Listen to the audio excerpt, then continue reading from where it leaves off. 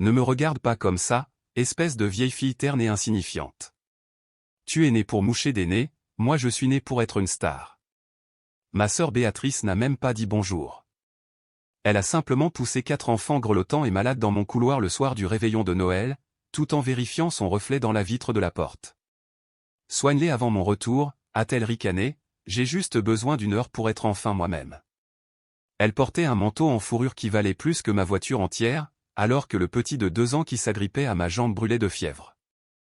J'ai regardé mon manuel d'infirmière étalé sur la table, puis j'ai regardé les enfants. Je n'ai pas discuté. J'ai juste tourné le verrou alors qu'elle s'éloignait en voiture. J'ai su à cet instant précis que cette heure était un mensonge. Cette nuit-là ne s'est pas terminée au lever du soleil.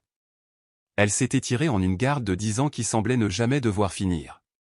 J'ai passé les 12 années suivantes dans un état de triage permanent, colmatant les brèches que Béatrice laissait derrière elle avec de l'argent que je n'avais pas et une énergie que je ne pouvais pas me permettre de gaspiller. J'avais un plan avant que cette sonnette ne retentisse. Je devais devenir chirurgienne pédiatrique. J'avais les notes, la discipline et la lettre d'admission pour un internat d'excellence à Paris. Mais on ne peut pas mener de front un internat en chirurgie quand on a 4 enfants traumatisés qui ont besoin de petits déjeuners, de cartables prêts pour aller à poste, école et de séances de thérapie. Alors, j'ai pratiqué la première incision silencieuse. J'ai déchiré ma lettre d'admission et j'ai pris un poste d'infirmière de service dans un hôpital public. C'était moins bien payé, mais les horaires étaient stables. J'ai troqué le prestige du bloc opératoire contre la nécessité d'être à la maison pour 18 heures. Les gens vous disent que le sacrifice est noble. Ils ne vous disent pas que c'est épuisant. À 25 ans, j'ai trouvé mon premier cheveu blanc. À 28 ans, j'avais totalement arrêté de sortir avec des hommes parce que, comment expliquer à un gars qu'on vient avec un pack complet, de 4 neveux et nièces qui vous appellent « maman » par accident. Je me noyais dans une vie que je n'avais pas choisie, terrifié à l'idée de ne pas être à la hauteur pour eux. Mais en y repensant au jour des apos, oui, je réalise qu'en perdant ma jeunesse, je construisais quelque chose d'incassable. Je devenais le parent qu'ils méritaient, simplement en étant là. Béatrice, de son côté, n'apparaissait qu'en pixels. Alors que je tenais une bassine pour un enfant de 6 ans qui vomissait à 3 heures du matin, mon téléphone s'allumait avec une notification, Béa a publié une photo. Elle était là, bronzée et rayonnante sur un yacht à Saint-Tropez, une coupe de champagne à la main. La légende disait « Ma meilleure vie ». #liberté. Je me souviens avoir fixé cet écran, les yeux brûlants de fatigue, sentant le vomi et l'eau de Javel. Je voulais hurler. Je voulais commenter, ton fils a 39,5 de fièvre et ta fille demande pourquoi tu la détestes, mais je ne l'ai jamais fait. J'ai juste enregistré la photo. Puis la suivante, et encore la suivante. Je ne savais pas pourquoi à l'époque. Je me disais que c'était pour les enfants, au cas où ils poseraient des questions un jour, mais au fond de moi, une part plus froide était en train de constituer des archives. Le plus dur n'était pas le travail, c'était le silence. Durant la première année, les enfants attendaient près de la fenêtre chaque fois qu'une voiture passait. Ils demandaient quand maman reviendrait, si elle apporterait des cadeaux. Je leur mentais. Je leur disais qu'elle travaillait énormément, qu'elle voyageait pour gagner de l'argent pour eux. Je protégeais son image parce que je pensais protéger leur cœur. Mais les enfants sont plus malins qu'on ne le croit. Vers la 4e année, les questions ont changé. Ils ont arrêté de demander « Quand maman revient-elle ?» pour demander « Pourquoi elle ne veut pas de nous ?» Cette question est une lame dentelée et il n'y a aucun bon moyen de la retirer. J'ai vu la lumière s'éteindre dans les yeux de mon neveu quand aucune carte d'anniversaire n'arrivait. J'ai bercé ma nièce pendant qu'elle pleurait sur un bricolage de fête des mères qu'elle n'avait personne à qui envoyer. J'ai absorbé leur douleur comme une éponge, la prenant sur moi pour qu'elle ne les empoisonne pas. Et chaque fois que j'essuyais une larme, mon ressentiment envers Béatrice se changeait en béton. Elle n'était pas juste une sœur qui avait fait une erreur, elle était un fantôme qui hantait ses propres enfants, me laissant exorciser la maison chaque jour. Le point de rupture n'a pas été un cri, ce fut un enterrement. Il y a 2 ans, notre grand-mère est décédée. C'était la matriarche qui maintenait la famille unie, la seule qui envoyait encore des chèques pour les anniversaires des petits. Béatrice ne s'est pas déplacée. Elle a prétendu être trop bouleversée pour prendre un vol depuis Milan. À la place, elle a envoyé des fleurs, une couronne si massive et vulgaire qu'elle bloquait physiquement la vue sur le cercueil ouvert. Le prêtre a dû interrompre la cérémonie pour la faire déplacer. J'étais assise au premier rang, tenant 4 enfants en pleurs, fixant ses lys agressifs. Ce fut le moment où le brouillard s'est dissipé. J'ai réalisé que Béatrice n'était pas seulement égoïste ou instable, elle était une tumeur maligne. Elle croyait pouvoir acheter l'absolution avec une carte de crédit et remplacer le deuil par un spectacle. Cet après-midi-là, pendant que les enfants mangeaient des sandwichs après les funérailles, j'ai cessé d'être la sœur qui attend. J'ai commencé à être l'archiviste. J'ai arrêté de supprimer ses textos cruels. J'ai arrêté de trouver des excuses à son absence. J'ai laissé le ressentiment se calcifier en quelque chose d'utile, une résolution. Puis, mardi dernier, la sonnette a de nouveau retenti. C'était une matinée claire et lumineuse. Je versais des céréales, la maison était en plein chaos matinal. J'ai ouvert la porte, m'attendant à un colis. À la place, j'ai trouvé Béatrice. Elle se tenait sur mon perron, vieillie de 12 ans mais paraissant plus jeune que moi, préservée par des soins de la peau coûteux et une vie sans aucune responsabilité. Derrière elle se tenait un homme dans un costume trop serré, un avocat. « Bonjour Juliette », a-t-elle dit. Elle ne m'a pas serré dans ses bras. Elle n'a pas demandé à voir les enfants qu'elle avait abandonnés. Elle m'a dépassé pour entrer dans le salon, ses talons claquant sur le parquet que j'avais moi-même poncé et verni. « Nous devons parler de la succession », a-t-elle lancé. L'avocat s'est raclé la gorge et a étalé ses documents sur ma table basse. Il demandait la garde exclusive des enfants et la pleine propriété de la maison familiale. La maison valait environ 450 000 €. Elle était payée. C'était la seule stabilité que ses enfants avaient jamais connue. Béatrice est prête à assumer ses responsabilités, a dit l'avocat d'une voix mielleuse, elle a guéri, elle veut être mère maintenant, et puisqu'elle est le parent biologique, elle a des droits sur la demeure détenue par la fiducie familiale. J'ai senti la pièce tourner. La nausée m'est montée à la gorge.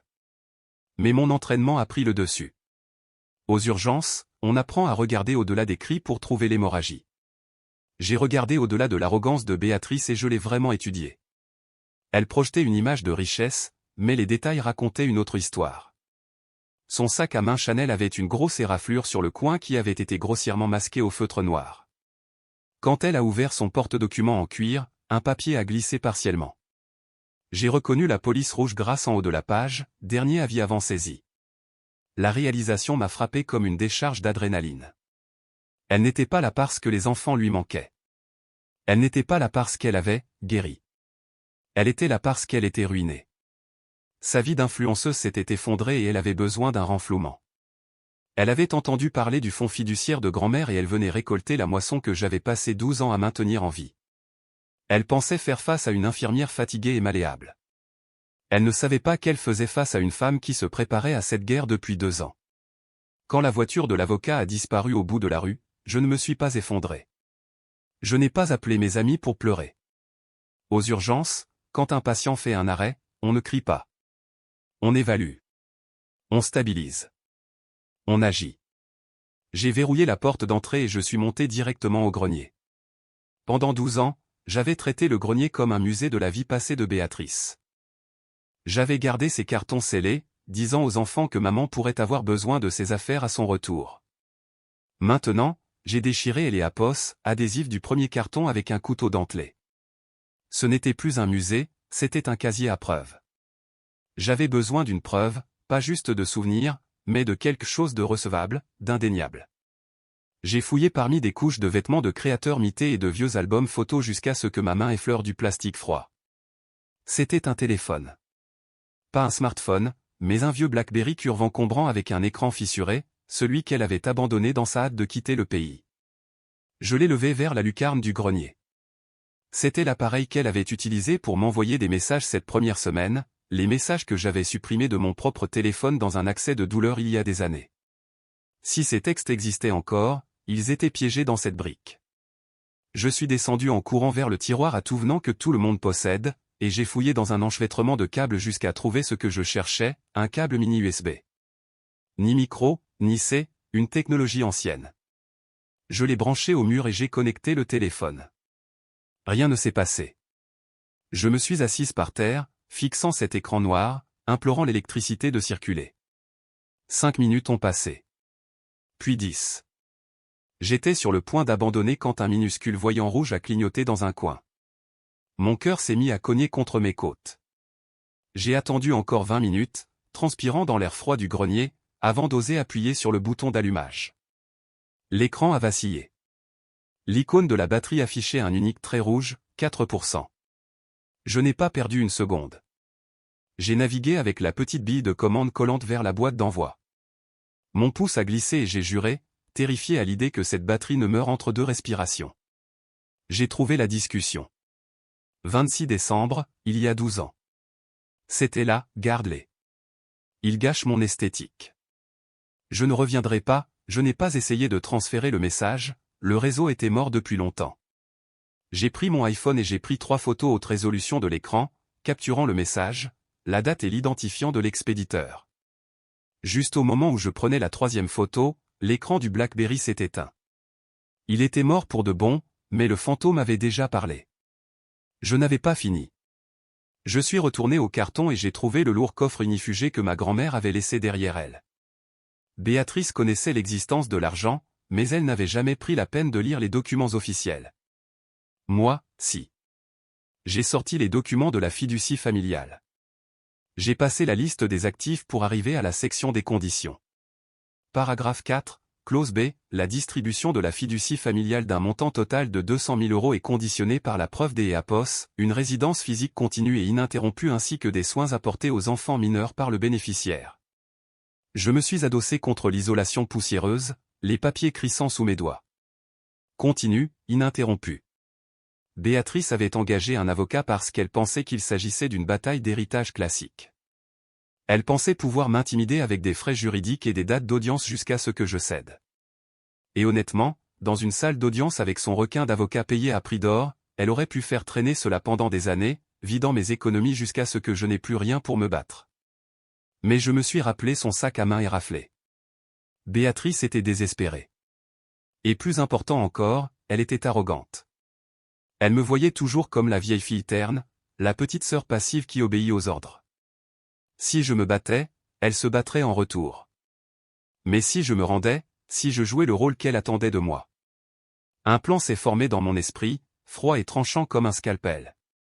Je n'avais pas besoin de la battre devant un juge. J'avais besoin de laisser sa propre cupidité la guider droit vers un piège dont elle ne verrait les mâchoires d'acier se refermer qu'une fois qu'il serait trop tard. Je n'ai pas appelé d'avocat.